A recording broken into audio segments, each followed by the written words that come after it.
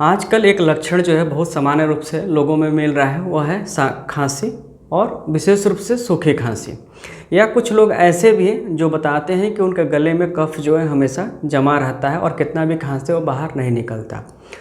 तो एक तो ये मौसम की वजह से भी है, दूसरा जो कोविड है या पोस्ट कोविड है, ऐसे रोगियों में समस्या सबसे ज़्यादा देखने को मिल रही है।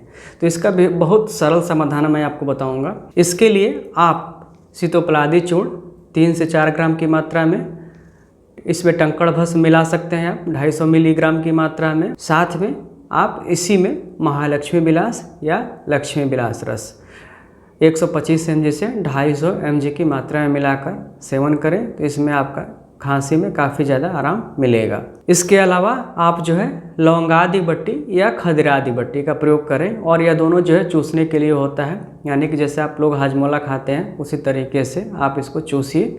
दिन भर में 4 से 5 बार आप इसको चूसेंगे तो इसमें जो गले में है उसमें काफ़ी आपको राहत मिलेगी। इसके साथ जो है आप गुनगुना पानी का सेवन करें, इससे भी गले में काफ़ी ज़्यादा आराम मिलेगा।